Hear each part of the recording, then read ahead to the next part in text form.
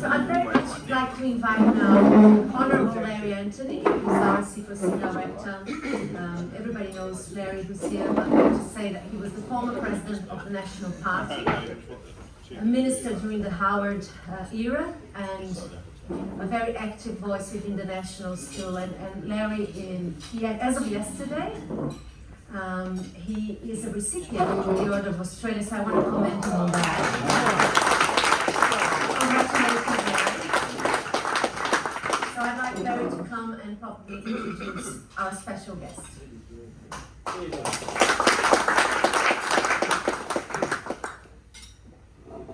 Well, look, thank you very much, Christina. And it's before we start on the introduction of David, who's had a very illustrious career, I really think we should thank you and all the effort that you have done so far. And look, I think it's also a very auspicious time, really, that we have the Right Honourable David Cameron in Australia, particularly after a significant defeat, which happened almost 2 weeks ago. There's so much in common between, of course, Australia and the UK, and it's gone back since Captain Cook sailed in here in 1770, with obviously our institutions, the Westminster system. I was speaking to David earlier on today. I wish we had a first past the post, otherwise we'd be celebrating here. But anyway, it was our forefathers had compulsory preferential voting. Of course, our head of state, our legal system, English language, everything else. So I hope that your visit here will certainly give, not just on the topic of climate, which we'll talk about, but will give some hope and inspiration to members of this room. And we have some here today with great courage, I think, that have come here, particularly Katie Allen and Trent Zimmerman, who weren't successful on the election 2 weeks ago. And I just want to say on behalf of the Conservatives of Conservation and all of us in the room, well done for coming here. Where are you, Trent? I saw you somewhere. And let's give them a round of applause.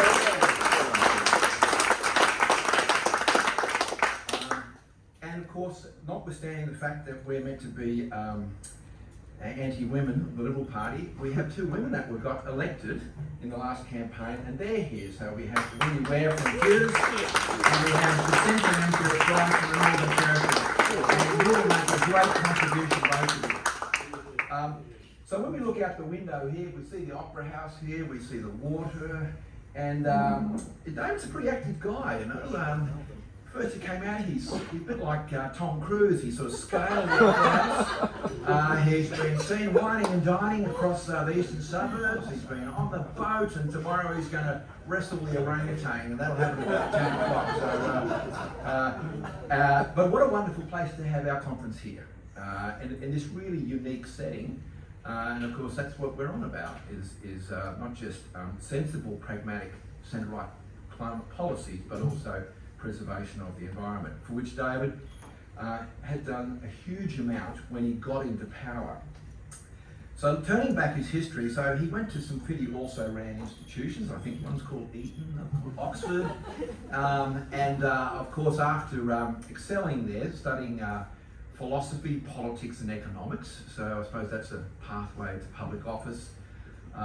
I gather you had some odd jobs working for Theresa May, and then after finishing at Oxford, you worked in a very mysterious organisation called the Conservative Research Department. So I think that sort of covers all sins. Maybe it's like the Menzies Institute, I'm not quite sure. But obviously you cut your teeth there, worked for John May, and then of course started to get actively involved in the Conservative Party and had a number of attempts, which happens to all of us, to get into Parliament. A couple of false dawns, and then finally won in 2001 the seat of Witney in Oxfordshire. And so as a young man, young family, in 2001, cut his stripes against the impregnable Tony Blair, and within a short period of time, pretty remarkable. By 2006, he was leader of the Conservative Party, leader of the Tories. And he was just sharing some stories there, so it's a pretty lonely job being, as some of you will discover, in opposition. And the old story of David and Goliath, well, it was really David and Tony, and he brought down Tony Blair in the 2010 election, restoring the Tories to power with an alliance with the Liberal Democrats, which was pretty remarkable. And a fairly young guy, age of 43, and hadn't been done for 200 years in the United Kingdom. So, and there began, I suppose, the hard yards of being in government. And during that period, and it was interesting, obviously studying your history and biography, the government that you led was, in some ways, it was fiscally conservative, but sort of socially pragmatic. And there was major reforms. And today we were at a lunch actually with John Howard was at this lunch. There was a bit like old bull, new bull in the audience, and they were comparing notes. But I think when I looked at some of your achievements in welfare reform, in education, in the social impact policy, which were all designed to put more rigour, but at the same time trying to quarantine the NHS, which is sort of like the sacred cow in the UK. Trying to cut the deficit, which had exploded, which normally does under Labor governments. And to your achievement, you reduced that, I understand, by at least half or 2/3 by the time you left office. So that's a hard gig, sort of reducing debt, putting in reform, at the same time maybe taking a leaf out of our book when it came to immigration policies that were going out of control, so hard on immigration. And then being confronted with some issues that you didn't really predict, which was issues in Scotland, which wanted to separate from the United Kingdom. And I think it's the first time the Queen's actually been involved in a political issue, and you had to risk a lot of capital to do that, and you succeeded. But of course, the trade-off was another referendum, and that was on whether Britain should remain with the European within the European Union, and we kind of know what the result happened there. But I think the other issues too that people tend to forget is in foreign policy. I know, particularly with ISIS, we all remember that. It seems a long time ago, but it wasn't that long ago. And just dealing with those major international issues of the Arab Spring, Libya, terrorism, your counterparts in the UK, and obviously with Russia still today. But you did that, I think, with great deftness. And as a consequence, when they went to the polls again in 2015, you won an outright majority.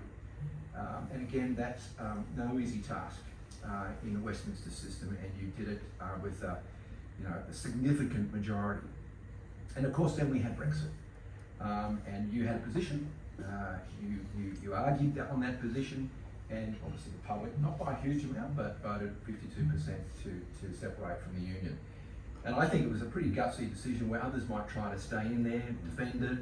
And you decided, well, I've nailed myself to the flagpole. I will step down and leave it to, in this case, Theresa May.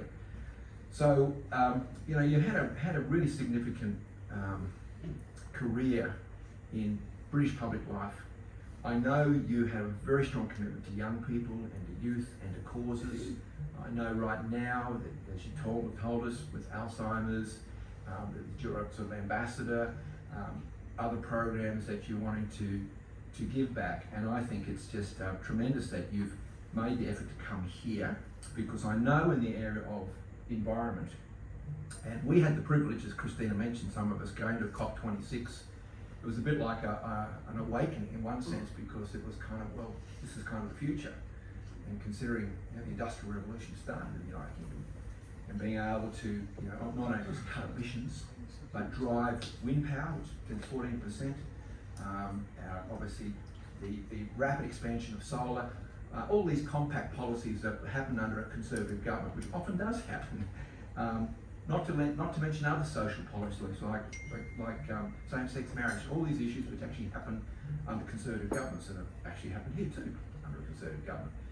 So without any further ado, David, it's tremendous to have you here, and can you please give him a warm welcome?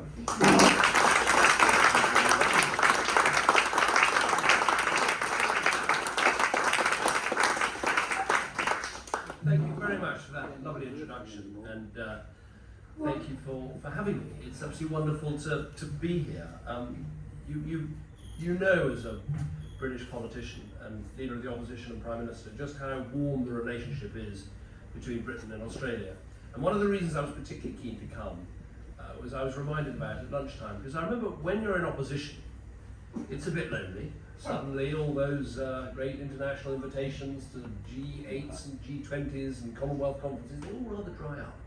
But the thing we always remember from our long years of opposition is the friendship of John Howard, who was such a successful Prime Minister of Australia, and who never forgot that his sister party back in the UK, the Tories, were hurting under Blair, losing election after election, and he kept in touch with us and kept us those connections alive. And I'm determined that we should do that with our friends in the Liberal Party here in Australia. So it's great to be here and to share all this with you. I'm glad you made it to COP26. The COP I went to was the famous one in Paris, and of course you probably think I'm going to tell you about the brilliant treaty that we signed, the commitments we made, all the negotiation we did to make it happen, which I could bore you about that. But my main memory of COP24 was the instruction I had from the Cabinet Secretary, which was to say, you do realise, Prime Minister, while you're there, the Prince of Wales is going to be there, and he's more important than you, obviously. And the most important thing is that he doesn't shake hands with Robert Mugabe. And you know what Prince Charles is like, he shakes hands with everybody, he's incredibly polite. So I spent the whole of this amazing conference in Paris sort of watching the Prince of Wales, watching Mugabe and reaching in, something rather like Tom Cruise, and having to separate them from each other, and that was my abiding memory. But it's lovely to be with you here in this great venue. I feel pretty much at home here. Having done 15 years of the House of Commons, I'm used to lions' dens and bear pits and the general zoo of politics. So and good to be back in Australia, obviously, in over 3 years. It's a good place for ex-prime ministers, actually, because you have got quite a few of them yourself. I said earlier, you know, I had actually 4, you could call it 5, because I had Kevin Rudd twice. Kevin Rudd, Julia Gillard, Kevin Rudd, Malcolm Turnbull, Tony Abbott. Indeed, you know, when Game of Thrones was getting boring and there wasn't enough bloodletting, I could just switch over and watch Australian politics instead. And I'm very sad to see that Scott Morrison is now among the ex-prime ministers. It's a real blow to watch Labour take power after so many years of good Conservative rule. And we know what it feels like. You know, we lost to Labour in 1997 after 18 years in power. Then we lost again, and then we lost again. And the choice we faced back then is the choice all oppositions have. Do we learn and change, or do we double down and repeat?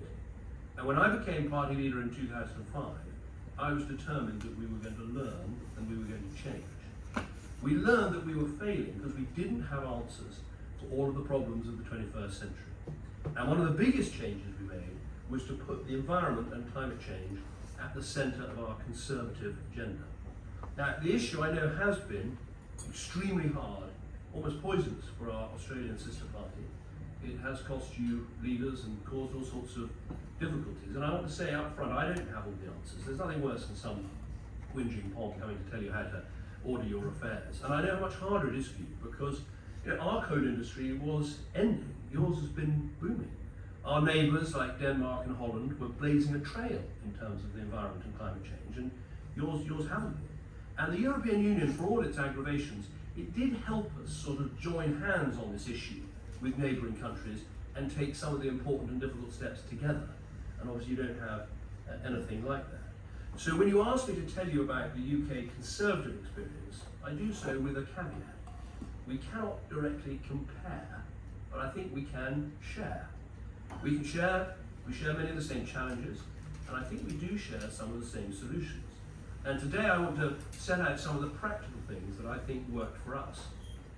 One of the most widely shared images of me as a new party leader in 2005 was when I went up to the frozen tundra of Svalbard in northern Norway, and I had a sled of dogs, you know, huskies, pulling me through the snow. Luckily what wasn't shared was the image straight afterwards when I actually fell over and into the snow and the dogs raced across the Arctic and I was nearly left behind. Luckily that never actually made it into the newspapers, but that image was a pretty powerful one. And I never forget meeting the British Arctic Survey team and asking why they had built their station where it was actually surrounded by water.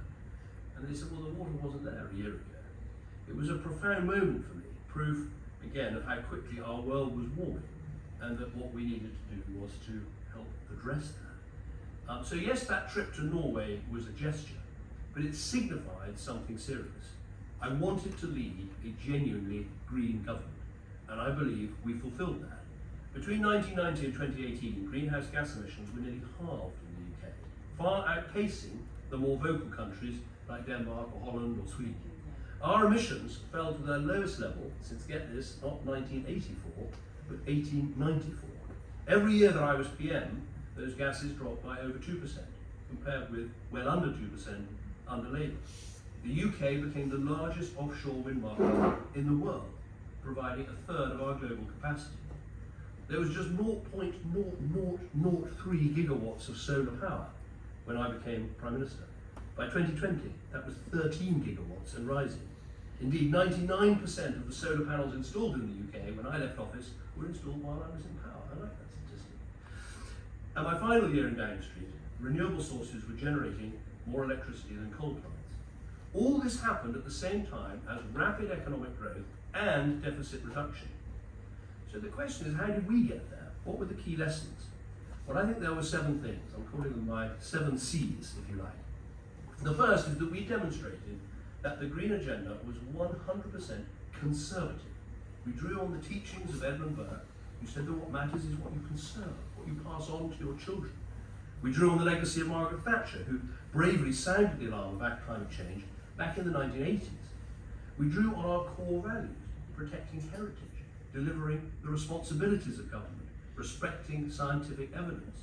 In short, we had a philosophical underpinning to our actions.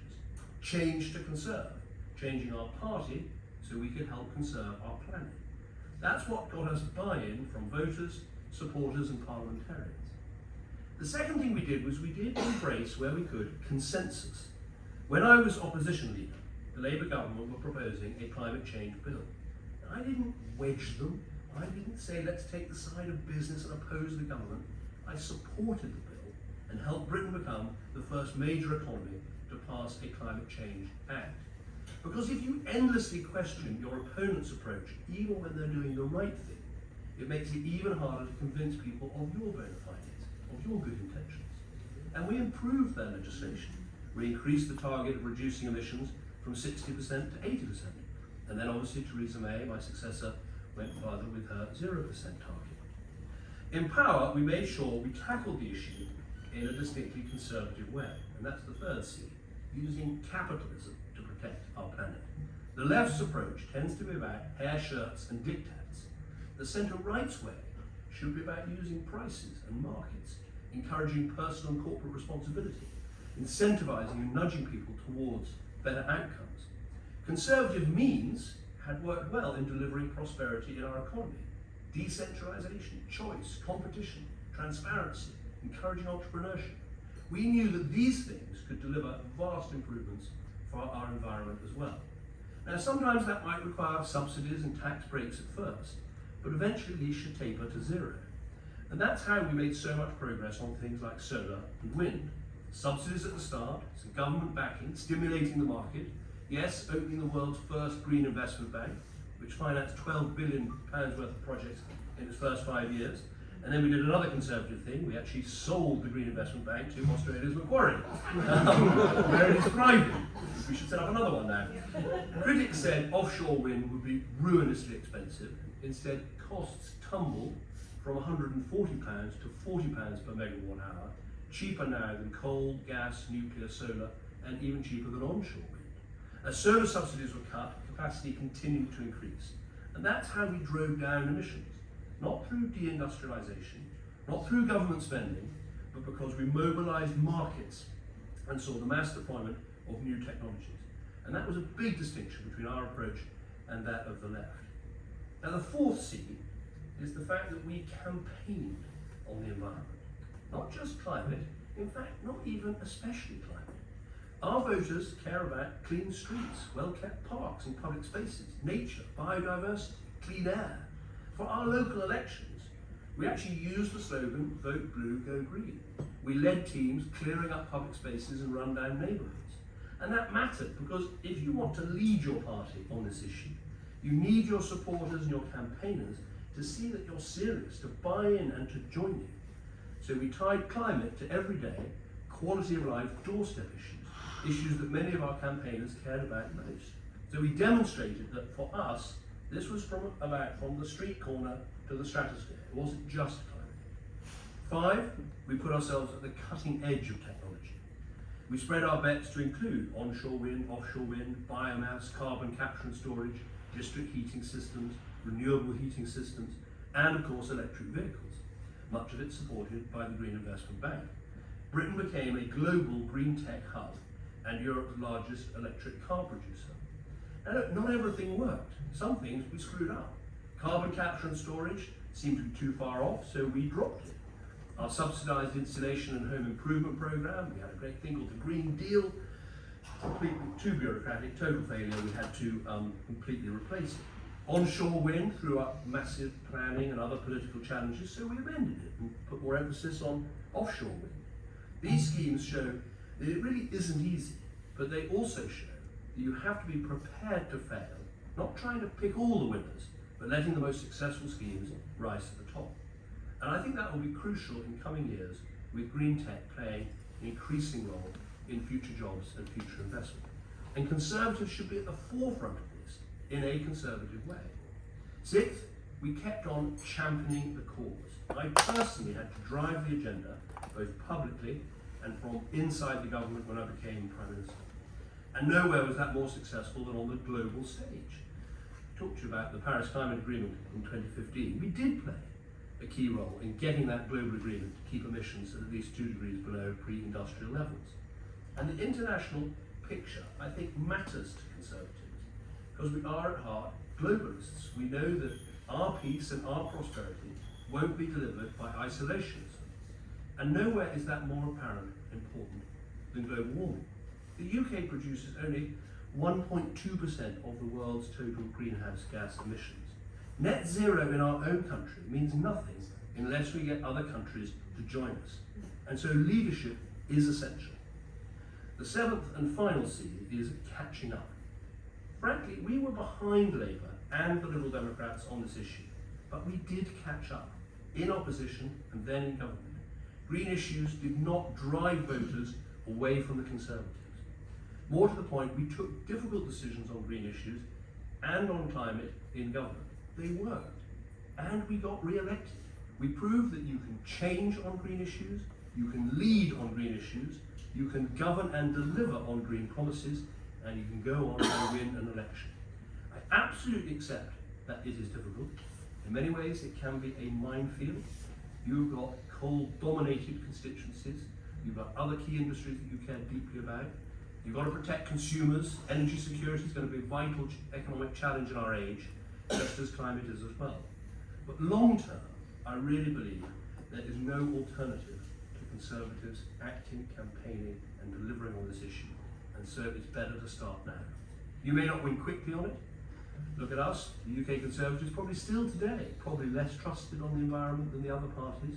We're not totally shaken off our history of climate scepticism, but we've shown you can at least neutralise your opponents and achieve a draw or even a mild win on the future on this issue. And more than that, we've shown that if you change your party, you can change your country. Now for Australia, I'm very optimistic. The will for change is there. We see it in the massive expansion of solar in this country. We see it in the massive investment now in renewables. And we see it in movements like this, where Christina brilliantly and her team bring together people who care about it. So thank you for all the work you're doing. I look forward to the very detailed discussions we're going to have tomorrow. And let me end by saying this. As you have these discussions, as you take these steps, as you take these difficult steps, we will be with you every step of the way. I think there is this very close partnership, kinship, not just between Australia and Britain, but between the Conservatives and the Liberals. And I'd end just by saying this, I've always enjoyed my visits to Australia, and I think those G20s, you turn up as a new Prime Minister, the first person you know you're going to get on with incredibly well, whether they're Labour or Liberal, is the Australian Prime Minister. You so quickly forge that relationship because we have so much in common. I think of that. I think of the many visits I've made to your country and the speeches I've given and the cities I've been to and all the good times I've had. But I was thinking of something else when I was thinking about speaking to you today. And it's this which is sort of my first experience of Australia. And it wasn't in Australia. It was when I was 18, and I went on a holiday with a friend, and we went to Turkey.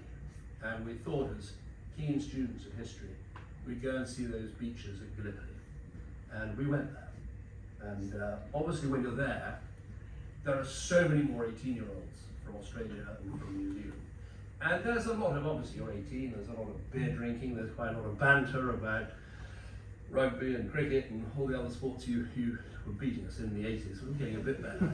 A lot of banter, but then the banter quietened down as we got onto those beaches and we walked up those cliffs, and you see that unbelievably beautiful war memorial that Ataturk put in place after the First World War. And we went quiet because we thought of all the things our ancestors had done together and the service they'd given, the sacrifice that they'd done. And it was such a reminder that although we're countries on opposite sides of the world, we actually have a tremendous history and kinship and partnership together. And I think the point I'm trying to make is we're living once again in a very dangerous and difficult world. We see that with this resurgent, rather aggressive China. We see it with the monstrous behavior of Russia in Ukraine. We see it with these rising food prices, this energy insecurity, the dangers and difficulty in our world. We're going to need our friends more than ever. We're going to hold our friends close. We're going to have to remember and relearn the importance of standing up for things we care about, the democracy, the rule of law, the freedom, the market economics we believe in, and yes, the climate change actions that we're going to have to take together. So that's really what I think about when I come here. It's not just the steps you're going to have to take as a party, but the fact that we're going to be with you every step of the way. Because if ever there was a time, by standing with your friends, working with your friends, fighting with your friends, that time is right now. Thank you very much.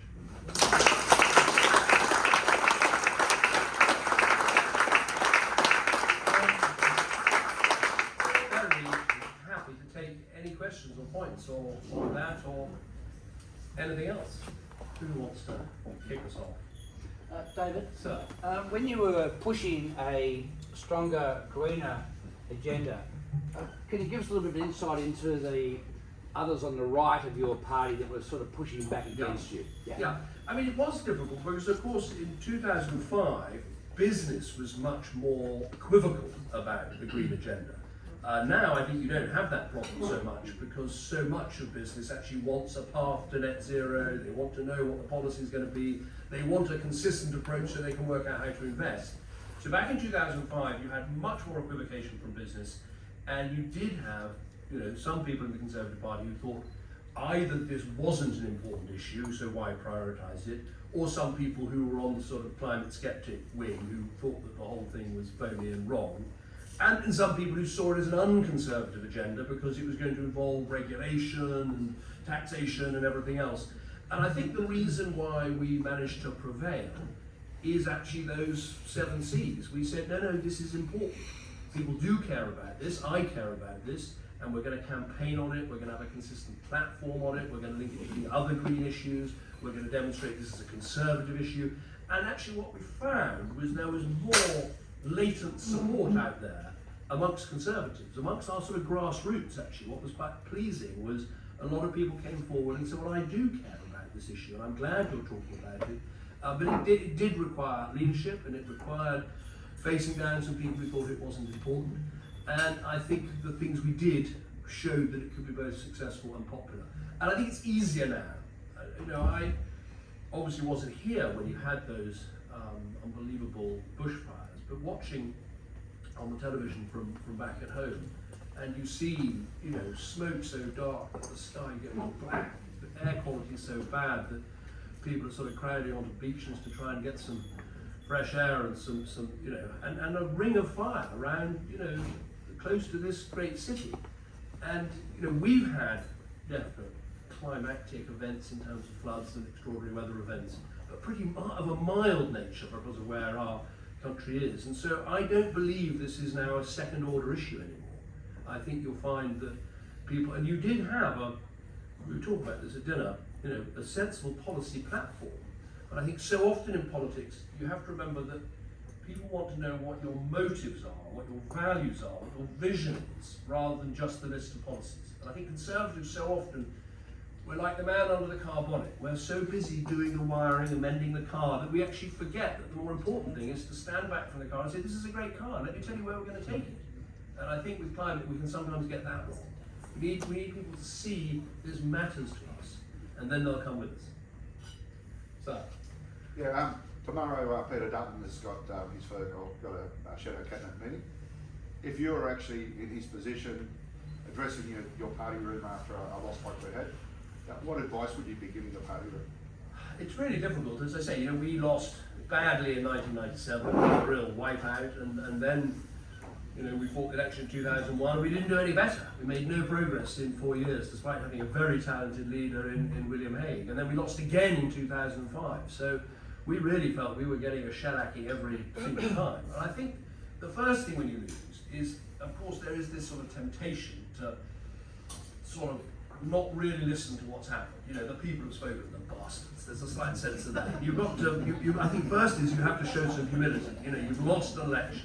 People have, even though you can say that, lots of people vote for minor parties, Labour won it without a huge mandate, and you can say all those things, but ultimately, when you lose an election, you lost seats, you lost good people who are here tonight, who fought very hard and worked very hard, and I think it's really important to show that you've listened, you've understood. There's the sort of humility part to it. I think second is to make sure you really learn the lessons from it. And I'm not quite clear what they are. You need to do the research. You really need to look at the data and understand, because you get lots of anecdotal data, things people say to you on the doorstep, and stories you hear. I think you need to do a good dive into what it is. But we had a huge debate after 97 and after 2001. Was it Conservatives that were losing, or was it conservatism? Was it the policy or was it the people? I think probably it's a bit of a combination of both. The policies get a bit stale, and you need to remind people what you really stand for, your values and what's in your heart. So I think when you rebuild from the values before the policies. There's a great temptation to go diving back into policies. I think it's better to try and set out what the values are that inspire you, where you want to take the country, and then start thinking about the policies. And I would think about this issue about consensus. It totally threw Blair when I came along in 2005. I mean, he was this election-winning machine. He was brilliant. And he kept, time after time, doing rather a conservative thing. And the Conservative Party kept saying, oh, if you're doing that, we better create some clear blue water between you and us. And I came along and said, that's crazy. We created enough clear blue water that we'll drown ourselves in it and never actually win the election. If the government does something sensible, don't try and wedge them, agree with them. Say, right, let's do this together. We'll make it even better. So when I came along in 2005, and Blair had these great school reforms, which were about having more independent schools in the state sector, he expected the Tories classically to try and, oppose him. And I just said, this is a great, first question time I have with him, this is a great idea. I want to help you. I know you're in hock to the teaching units, this is tough for you, but I'm going to help you. I'm going to help you deliver this, I'm going to make it better. Tony, don't worry about the people behind you, they're dinosaurs. I'm with you, right? And he started attacking me. And I said, I don't want to talk about the past, I want to talk about the future. I looked at him and I said, Tony, you were the future once. And it was I never had a better line in the next 11 years of leading the Conservative Party. But that's the point. And it is, on some of these issues, which are hard, like climate, is actually finding a long-term framework you can agree about might be a way of helping to take some of the politics out of it. And so those are the sorts of things I'd be thinking about. But look, 1 minute in government is better than 1 year in opposition. It's a miserable thing. And we're conservatives, we're practical people, we're not a debating society. We want to bring conservative principles into government and make our country stronger as a result. So get back as fast as you can. But you've got to do the thinking. Plenty of time thinking about what went wrong and how to put it right and how to set out that long-term vision. Because when you get back in, there's no time to think again. So the better thinking you do in opposition, the better government you'll be. Very good. So. Yeah, David, I love the 7 Cs that you had. I want to particularly focus on the campaign side because as Conservatives we tend to not really be loud and proud when it comes to the environment, and part of what you said before in terms of negating the actual argument versus really taking charge and leading. What advice would you give us to really take some ownership, because we have a great story to tell, but unfortunately we spend a lot of time just trying to negate as opposed to lead? Yeah, no, I mean, my experience might not be so relevant now, but what we did was we literally said we were so distrusted, I think, after 97, we've been in power for 18 years, we've ended the sort of whole set of sex scandals and all other, I mean, it was a nightmare. And we rebuilt one of the things we did was actually, so instead of just putting policies on a leaflet, we're actually going to form campaign teams where we're going to go out into communities and help solve the problems ourselves. So every time we had a party convention, we would have a whole team that would find a disused community centre and we'd rebuild it and do it up and paint it and get people to use it months before the conference started. Locally, we'd literally have teams that would go out and help pick up litter and clean streets and clean up parks, help form community organisations that could take those parks off the council and run them better than the council did. We tried to demonstrate through social action the things that we cared about. And I think with the environment there is room for that, because as I say, it's not just the climate issue, it's everything from recycling and street corners and parks and public spaces as well as climate. So I think about things you can do to demonstrate your values as well as things you can say, and try and get the values straight before you go straight onto the policies, because policies are very important. They're ultimately what will make the difference, but you've got to get the values straight before the policies. And I think if you do that, you have a good chance. So. Just a follow-on question, advice really, around the natural disasters that you spoke to. So I think the United Nations stats are 74% of economic loss, 45% of loss of life over the last 50 years due to extreme weather events throughout the equator. And yet we have a situation where not just Australia but other countries as well invest heavily in response and recovery. So I think in this country it's 97% of national spend is response and recovery, and 3% is resilience and preparation. Any advice you have on how, while we address mitigation and the shift towards renewable energies, we also start a conversation around resilience and these extreme weather events that are showing up year in, year out, and any advice on how to make that bipartisan? I think it's a very good point, and obviously you're still in government here in New South Wales, so you have the advantage of where you are in government.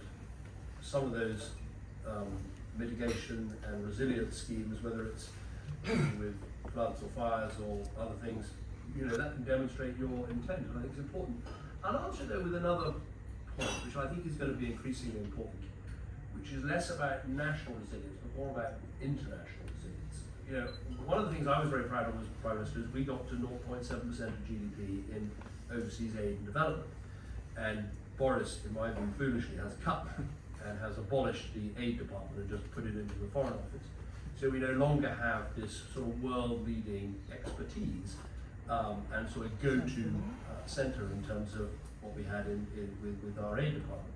And I think what we're going to see with these climatic events around the world is you're going to see more and more pressure on refugees, more and more movement of people, more and more countries facing potential failures, whether it's crops or droughts or floods or what have you. And it seems to me that it makes the argument for what we do in international resilience, international aid, international help for other countries even more important, because of course we have to have robust immigration policies. But you're then already dealing with the consequences of failures that have happened elsewhere. So I think as well as thinking about your national resilience, where we should all rebalance and do more, I would also think about the international resilience picture and how as Conservatives we have a view about that for the future too. Can I ask a question about that? Sure. I represent a rural electorate that loves beef farming, that loves dairy farming. Yeah. But I talk about international resilience, and I was reminded tonight by Tim Trumper, who's the chair of our major motoring organisation in Australia, that it took the UK 14 days to invent radar, which ensured that we were able to shoot the Germans down during World War II. Because we didn't have any rules in a room, a 17-year-old could argue with a 50-year-old scientist, and they came up with radar. We are not going to solve climate change relying on governments through the democratic world to come up with the solutions. We are going to require brilliance. Yes. How are we going to do that? Because the United Nations at every turn has avoided those conversations, I think. So yes, Yes, now it's all okay. on your shoulders. I completely agree with the premise of the question. When I think back to, you know, the arguments we were having about climate change in 2005, 2006, some of the things that are now becoming apparent that will be hugely important in terms of reducing carbon, or that are actually big carbon emission problems, weren't even discussed or understood then. I mean, the problems, never mind cows, but the problems of methane from oil and gas, and how much more powerful that is as a climate gas than carbon, not discussed at all. There was an obsession about air travel, but really no understanding of so many of the other sources of carbon. And some of the technical solutions, you know, carbon capture and storage wasn't even a glint in the eye back then. So I think you're absolutely right that it is going to be technology that solves this, and as Conservatives we should welcome that. I don't think, you know, the sort of hair shirt agenda is never going to work for us. You know, trying to say to our constituents, we'll upgrade, you know, fewer holidays, less travel, smaller house, no car, turn down the central heating, or wear a woolly jumper, that's not going to work. And anyway, that's not the right answer. It's technology that's going to solve this. But to answer your question directly, I think, I'm not saying our situation is perfect, but by having a climate change act, by having a series of carbon budgets where you have to demonstrate how carbon is going to be reduced, means that you've got a framework. Now, it's not going to be the government that says you've got to do this, you've got to do that. It will be the private sector that comes forward with the solutions. But you have a framework for judging how you're doing. One other point I think, which I didn't put in the speech and I should have done, I think is very important as Conservatives, is one of the reasons we are very different to the Greens is they have a absolutely sort of messianic and in a very blind and very irrational approach to saying, you know, that you literally should not drill another gas well or recover any more oil, or which is crazy. I mean, in Britain, we've still got gas in the North Sea on our doorstep. We've still got gas under our feet if we bothered to frack it. Instead, we import gas from Qatar and from Trinidad and probably from Australia for all I know. It's going halfway across the world, pumping out emissions to get it there, when we could have less carbon intensive gas by extracting our own. So we should not fall for the sort of green idea, capital G, green idea, Green Party idea, that, you know, all carbon industries are automatically bad and there should be no more of them. We're going to need gas, and if we have our own gas, we should extract it. So I think practical, rational, sensible conservatism is very important alongside the vision of how we build a cleaner and greener world. So, Sorry, David, again. oh, sorry, I'll take you and then. Yeah, That's fine. the Climate Change Act, did you also put in place an independent commission? Yes, so there's a. Did that work well or not so It great? does work well. So what we have is a Climate Change Act which sets up the sort of framework, and then there's a Climate Change Committee which is chaired by a former Conservative Environment Secretary, a man called John Gummer. I put him in the House of Lords. He's now called Lord. Sounds like Lord Deepend, but it's actually Lord Deepen, and he is a Conservative, runs this committee, but he's the one who reports back to the government on how we're doing. And so you can see how we're doing on aviation, how we're doing on transport, how we're doing on housing and industry and electricity generation and all the rest of it. I mean, we're going to have a very big difficulty coming up. I mean, we all heat our homes with gas boilers, and because we've had plentiful supplies of gas, and Britain's pretty cold and we need heating, and how we replace those gas boilers is an incredibly difficult issue. So we've got lots of trouble coming down the track. But that's how the Climate Change Committee works, and it is chaired by a Conservative, and he does a pretty good job. So. Thank you, David, for that speech. I want to ask a question which follows on from the question you had before about the international environment. Four largest emitters, the US is a goal for greater than Grand Canyon in Congress, India 2070 net zero, China 2060 2060 net zero. Yeah. Russia's probably doing the best job because it seems to be determined to destroy its own economy.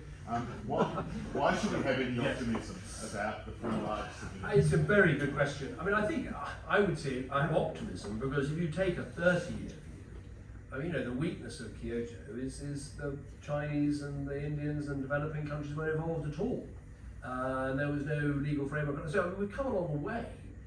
Yes, one can say that the Chinese commitment is disappointing and needs to go further. Yes, India, you have to remember, we think of India as a sort of rapidly growing, increasingly wealthy country. Still, the GDP per capita in India is $2,000 per annum. It's still a deeply poor country. If you were running India, you'd definitely think you've got to get that economy moving, and climate's important and air quality is important. But so we have to work with these people. But I think we're in a better situation today than we were 10 years ago or 20 years ago. The outlier has been the United States. I think Trump, pulling them out of COP in Paris was extraordinary. But now, so we'll have to wait and see what happens at the next American election. But I think we're in a better place than we were. I think the arguments are going to get stronger because even if you are China and India, what's happening to them in terms of things like air quality and pollution is pretty massive. In China, the rivers increasingly aren't making it all the way out to the sea. They rely on glacial melt, and that water is going to be a dwindling resource. Fly into it. I'm going to India on Friday. Often the planes can't land because the air quality is so bad. I've had trips to China where you've had to take your jacket off and leave it outside the hotel because it's so covered in toxic pollution you can't take it into the room with you. And these, as the middle class grows, I'm not saying they're going to turn into a lovely democracy, but the pressure they're going to feel to deliver on environmental issues is going to be right up there. So I think there's some room for optimism. It's going to be hard work. But the one thing we're absolutely sure of, if we back away from it, there's absolutely no chance of success. So we have to double down, in my view. So. Well, let's change the subject from climate. You mentioned Trump.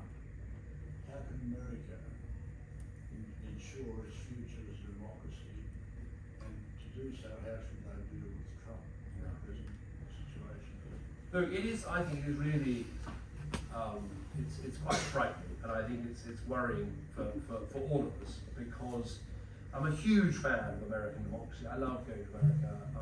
I love the system, the vibrancy of it, the great success story of the American economy. It's an extraordinary tale. But I think what Trump proves is America is a much more divided country. It's a much less successful melting pot than fans like me thought. Point one. Point two, this unbelievable partisanship between Democrats and Republicans, where they're not even accepting the outcomes of elections, and they cannot even speak to each other, is profoundly depressing. Now, hopefully, they will find a way through this. I think Trump is sort of corrupting the Republican Party, but one day the Republican Party will realise that it has to break free of that. They are being tainted with this, and I think Liz Cheney deserves, if not a damehood, a sainthood for everything that she is saying. But I think there's a lesson in there for us, which is just how precious democracy, the rule of law, accepting the outcome of elections, trying to have vigorous partisan debates, but ultimately working across the aisle when it's right. How precious those things are, and perhaps something even bigger than that, which is this really is a successful melting pot of the country, and Britain increasingly is a successful melting pot of a multi-ethnic, multi-faith opportunity democracy where you can come and feel this country is your home. You do it better than us, but we're getting better all the time. It's quite impressive actually that our Home Secretary and our Health Secretary, one of the parents arrived from Uganda only in the clothes they were standing up in, and in one generation their daughter is Home Secretary. Sajid Javid's father came from rural Pakistan to drive the buses in Tooting. In one generation his son is Health Secretary. We're getting better at being opportunity democracy. And I think it shows how precious that is, that we can be the successful melting pots. And I think that we should spend more time in our politics as Conservatives thinking about this issue. because I think it is quite inspiring. I always feel very inspired here in Australia, how you have managed to build this opportunity democracy where people can get on, and where people, it's not assimilation we're arguing for. It's not, you know, you've got to come here and be a sort of 1950s Australian and all the rest of it. We're saying this is, come here and we're going to build a home together. And we're going to build a home together that's going to have a very clear identity, a very clear set of values, but we're going to build it together. And I think we need to spend more time in our politics talking about that and thinking about that and making the policies we have a consequence of that. So often in politics we go, right, let's do the health policy, the education policy, the housing policy, the green policy. Oh yeah, and there's this thing at the end called cohesion, you know, how we live together. Flip it around the other way, let's do the cohesion bit first. Talk about how we're going to build this great opportunity democracy. When you come here, you feel this is a home we build together. And then let's have the policies that help reinforce that. Then we avoid the Trump America trap. And then I think we show the Erdogans, the Dutertes, the Modis, the Xis and others who are rather becoming the sort of strong man approach to politics. Democracy is for wimps, the rule of law is a bit of irrelevance. Let's prove to them that actually you can have a successful multicultural country. And that's what you should be aiming for. And so we sort of win domestically and win internationally as well. All be to my theme. So, Thank you, David. One of the topics which you dare not speak in Australia is nuclear power. yeah. UK has 16% of its energy provided by nuclear power. You've got a new nuclear power plant at Hinkley, which has been built. I think it's the first in 10 years since the last one. Is there room for such a debate in Australia? You lauded your credentials in terms of renewable energies and wind and solar during your term. If we are to enter that debate, how do we win the people over on that? And more importantly, very good. How did the UK do it? How did you convince people to It's a very good question. I mean, I've always been a believer in nuclear power, but in opposition, I had a bit of a wobble about it. I was wondering how much priority we should really give it, because it is very expensive, and you don't find many unsubsidised nuclear power stations really being built anywhere. But anyway, I thought about it a lot in opposition and came to the conclusion we have a nuclear industry, we should renew that nuclear industry, and so in government we commissioned Hinkley Point, very expensive, £92 per kilowatt hour, so you know, twice as expensive as gas, twice as expensive as offshore wind, but it's baseload power. You know, it will be something like 5 to 10% of Britain's electricity needs, that one power station. So I think it was the right thing to do, and I think we should continue with that and build some more to keep our nuclear capacity as the old ones get shut down. You know, something like 20–25% feels about right. For you, it's a different decision, because you've got to work out, can you do it from a bit of a standing start. What we're finding is we're only able to build nuclear power stations where they already are. So we're now on to Hinkley C, that's the third one at Hinkley. We're about to have Sizewell C, that'll be the third one at Sizewell. And you know, all my brilliant researchers were always saying to me, oh, Prime Minister, no, these old nuclear power stations, that's not what we need. We need these modular nuclear reactors, you know, the sort of things you have in submarines. Why don't we have one of those in every town? And I said, well, fine, let's hands up, local MP, who wants a modular nuclear reactor? So, I think my advice would be, if you come to the conclusion that nuclear should be part of your baseload power, you know, you've really got to go for it. You've got to work out how you're going to build that nuclear industry. You've got to work out where, you've got plenty of room for these things, but you've got to work out where you're going to put it and how you're going to get the community support. It's a huge undertaking and endeavour. So, and that's for you to think about. Maybe there is a link now with AUKUS and nuclear-powered submarines that you're going to be entering that part of nuclear anyway, so maybe there is some relationship between the two. But I certainly wouldn't make it your centre point, because I think, you know, time is going to be of the essence, and I think what you can do with solar and what you can do with offshore wind and what you can do to link it to other replacement backup peakers and Snowy 2.0 and all the rest of it, I'd think about those things first. But if you're going to do nuclear, it's got to be absolutely no holds barred, go for it. Otherwise you'll waste a lot of money and you won't get very far. One more, and then I'm going to have a drink. Thanks, David. I represent National Farmers Federation. I note that your Climate Act perhaps wasn't that well received by your farmers, and I see in the last couple of weeks that New Zealand farmers are now imposing a cap and trade system on the livestock sector. And only this morning, the Netherlands are now threatening to impose a 70% reduction in nitrogenous emissions from agriculture. Farmers are threatening to go into the streets. How are we going to transition? Yeah. I think we're in a bit of confusion on agriculture. It's one of the, I try to see the good sides in Brexit, and there are some things we can do. And actually, agriculture is one of them. We were stuck in the common agricultural policy, it didn't really suit us. We can now design our own agricultural policies, and we're doing that. But the world suddenly changed halfway through doing them with, what's happening in Ukraine and this huge new issue of food security that I think is going to be a sort of top 5 issue in the world as we look ahead. So I think we've got the opportunity to stop and have a think and get it right. I think it's another one where the Greens can be too absolutist. I mean, if there's one place where it makes sense to have a lot of cattle and a lot of dairy, it's an island off the north coast of Europe where it never stops raining and the grass never stops growing. So the idea that you can't have a green policy and a good dairy and beef sector, I think is nonsense. How we work out how to handle emissions and all the rest of it, I think is TBC, but there are lots of countries that we can draw on.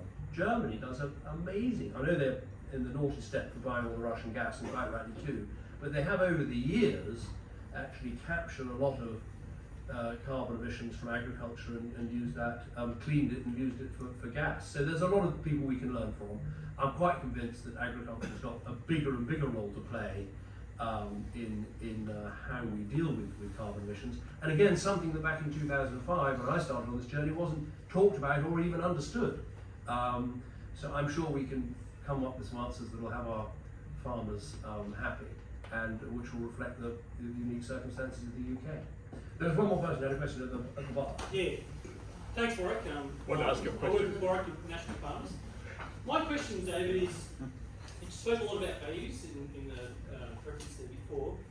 When we talk about policies and also where we want to lead the country with provision, are there any liberties that we can't exchange, and what liberties should we be talking about that we should be able to give up for? If we are saying carbon, is there food security that we can trade for warmth, or is there anything that we should be completely saying, when we're developing the policy after the values, that we should hold close as our lightning rod, I guess, for what we believe is right versus what we can trade off to get to that destination? That's a very good question. I think this is going to be about choices, because ultimately the way the climate change legislation works is if you underperform on transport, you can make up for that by overperforming on generation. If you want to focus on food security and you're going to have slightly higher emissions in agriculture, you can make changes elsewhere. So it is, I think as Conservatives we should be encouraging the best technology to come forward to help us solve these problems, but we should have some flexibility. I don't think, bans in terms of liberties, there are one or two things it was right to ban, CFCs and things like that. There are some specific government regulatory actions that are sometimes necessary, but generally speaking, it should be technology and price signals and the market and entrepreneurialism that delivers these things. That would be my approach. And look, the thing about Conservatives is, if you look at Conservative parties the world over, they're all a bit different. And that's because part of conservatism is reflecting the history, traditions and culture and institutions of your country. Socialist parties, of course, the same everywhere. They believe in the same crap everywhere. They nationalise the industries, put up the taxes, reduce the freedom, because, that's what socialism is about. It's the same everywhere. We're different, and we should be proud of the fact that no two conservative parties are exactly the same, because the history and traditions and cultural values of the countries you represent have that difference. So here in Australia, obviously your farming tradition is a massive part of your economy and your culture and your history. I watched the film Ram on the way over.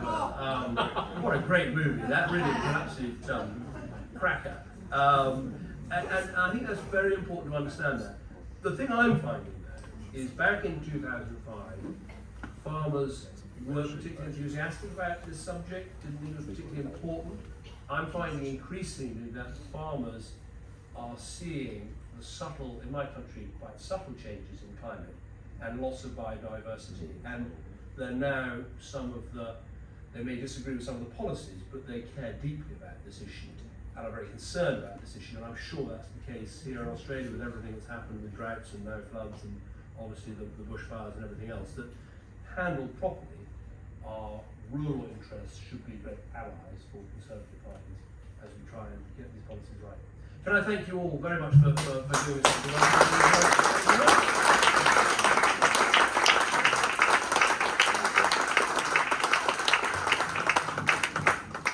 Thank you very much, David. Everything that you said so far has been music to my ears. I'm sure it has been music to everyone's ears.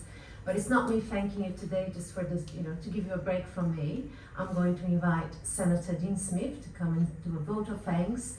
Senator Dean Smith, as I mentioned, travelled to COP with us last year. He was present at lots of the meetings, including the one with Lord Dibben, with the Climate Change Committee, and a number of other MPs that he met there gave us so many good ideas. So I'd like the Senator to do a vote of thanks, and I'll invite Dean here. Well, ladies and gentlemen, friends all, it's my great honour to, on behalf of everyone, share some remarks and extend a very, very generous vote of thanks to David Cameron this evening. It's been remarked that the essential ingredient of politics is timing, and we have been very, very blessed that David Cameron has found the time to come and visit Australia at this particular moment. We have experienced what has been a most remarkable election result. I'm someone who believes that this tectonic shift has unveiled some Australian values about how they want their politics played out. Less hyper-partisanship, more consensus, with scrutiny of course. But I think they've also given us permission to talk about climate matters in a way that we haven't. And of course that permission falls, I think, solely on the Liberal and National parties who, have, for a variety of reasons, have found it very, very difficult to confront matters of climate and conservation, despite the fact that Australians have been yearning for it for some time. In David's 7 Cs, we were reminded of the Adam Smith, Edmund Burke, Margaret Thatcher, David Cameron traditions, but perhaps there's an 8th C that we might like to reflect on as those of us interested in politics, and that is courage. The election result on the 21st of May, I think, is an opportunity for all of us to act with more courage, to think more loudly, and to get out there and reflect Australians' interests and values around climate in our policies and in our values. So David, this has been a timely opportunity for us. As you travel back to India and the United Kingdom, you can be very, very confident that in the time that you'll give us over the next few days, and certainly in the contribution tonight, we've heard very, very loudly that this is the opportunity to step up. As Conservatives, we can do it with great confidence, not because we're the first, but perhaps because we're almost the last, and others have trespassed across these issues more readily than we have, and with more speed than we have. But when next you visit Australia, I can be very, very confident that we'll have great stories to tell about the success that we have had. And I particularly like that invitation to guerrilla warfare, when you said, when you challenged us to change your party, perhaps it should have been change your parties. We do have some internal issues to confront. One of those is the rise of reactionaryism, but I'm very, very confident that with your stewardship, your counsel, your remarks tonight, that we'll be able to do that. So ladies and gentlemen, please put together a very, very warm and generous round of applause.